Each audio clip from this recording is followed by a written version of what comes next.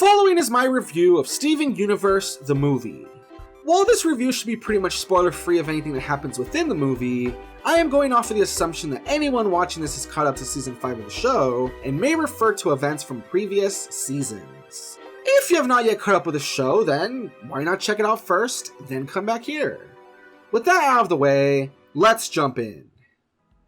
Steven Universe the movie opens 2 years after the show's season 5 finale, and finds a visibly older Steven enjoying what he thinks is his happily ever after.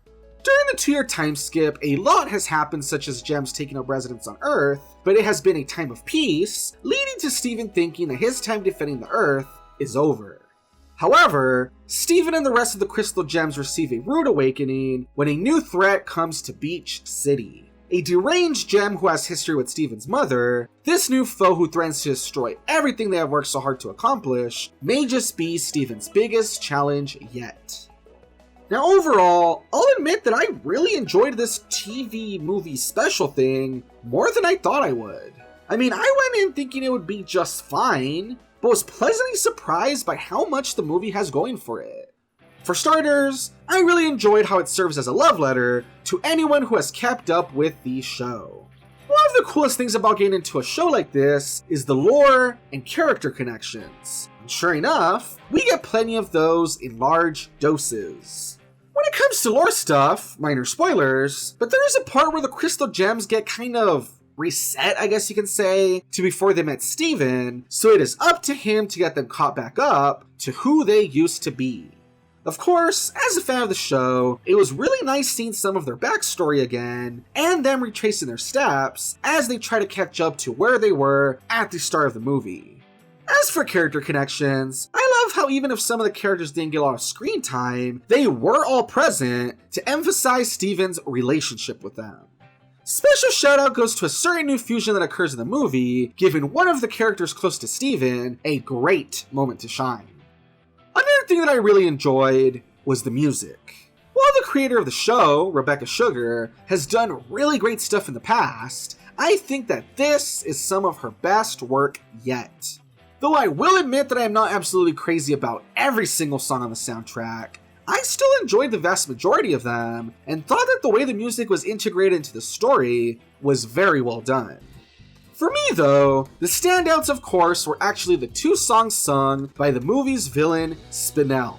The first is basically her villain song, and it is a whole lot of fun seeing her beat the main characters down as she introduced herself. While the second song is basically her backstory, which is a surprisingly somber tune that got me in the feels. Speaking of which, I really fell in love with and easily thought that the breakout star of the movie was the antagonist, Spinel. On the one hand, I just love her aesthetic and the whole retro cartoon thing she has going on. The way she stretches around and uses her noodle limbs definitely makes her stand out within the Steven universe, yet it also works really well to emphasize how different she is and how she is basically made to be a cartoony character meant to entertain. On the other hand, I also love how she is also a deeper character than you would at first think. Yes, she is a crazy individual that needs to be stopped, but she has a good reason for being so pissed off and heartbroken.